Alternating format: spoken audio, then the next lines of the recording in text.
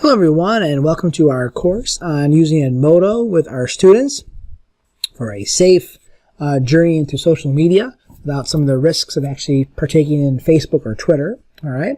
Especially for younger students, right? So here we go. Today we're going to focus mostly on creating assignments and quizzes and polls and kind of sending some updates and even a little delve into the calendar a little bit. So let's go to our sort of test course we've been sort of playing around with here.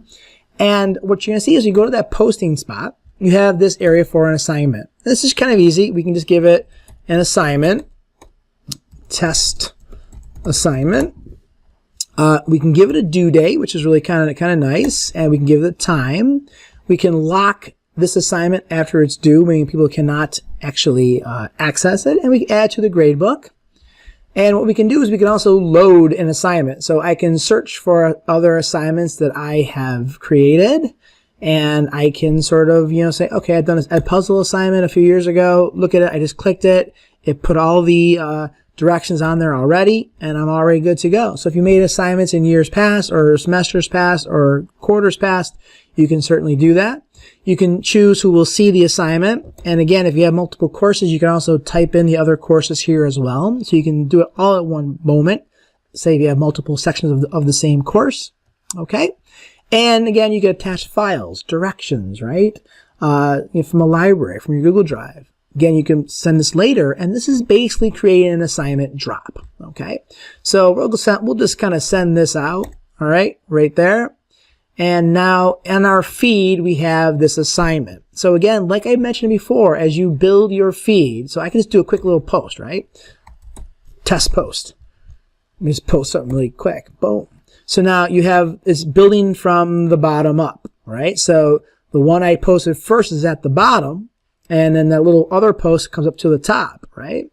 So what I want to do is I want to be careful. Maybe I want this to be the main focus. I can always pin this post, which means that now that post will always be at the top, no matter what I do. So if I do like another post, and I just call it test 2, and I post it, boom, test 2 comes before test, but again, this is the main focus that we're on, okay? Now, it tells me here who turned it in. Now, we don't have anybody in our course, obviously.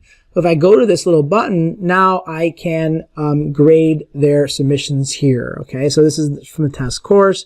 There's no one here. I can give it a grade, and there's some nice little feedback options that we can, do.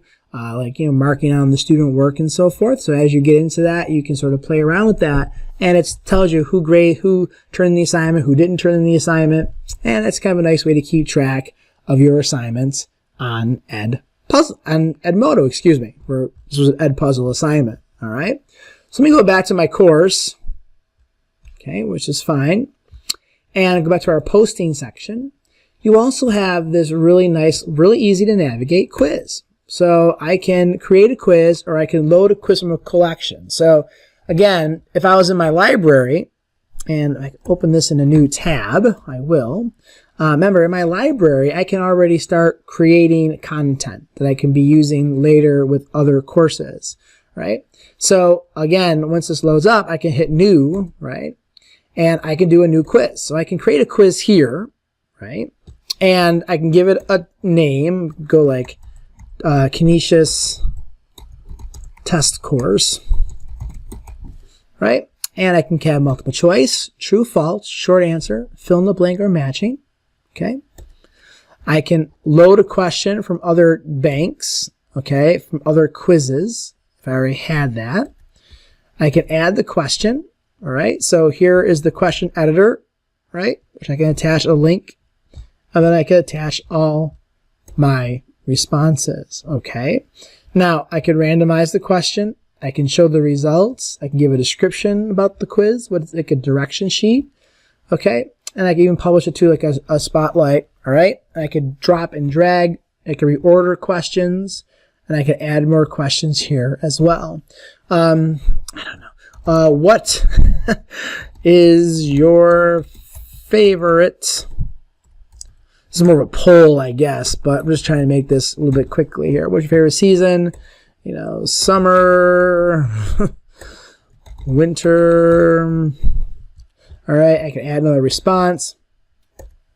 fall, kind of going in a really weird order here, I guess, spring, and I can set as the correct answer. Well, I'm feeling like this is the correct answer, obviously, which is, again, a matter of opinion.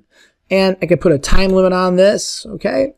And I can just press done, okay? So I made my little test course quiz, and I put it in my library, right? So now let me go back to my load from a collection, and there it is, okay? I did this little Canisius test course quiz, all right? Now it put the test course quiz in there. I can set a due date, okay? I can add it to my grade book, and we'll set the due date for today, and I can send it. So even the quizzes appear, right, in the feed here. So you got your assignments, you got your posts, everything appears in the same place. A lot of people like that. They say that that's more of a true social media experience where you're going through a feed, you're seeing comments, you're interacting with the content as you go through the feed. But again, we said be careful. You might want to organize some of your content into different smaller groups by units or by topics so it doesn't become too overwhelming. Okay? Now, you can also do a poll. And this is just kind of a quick polling question. Do you like to go to the beach? I'm in the summer sort of feel, I guess. All right, yes or no. You could add maybe later or maybe not, whatever. And then you can send it again later to multiple courses.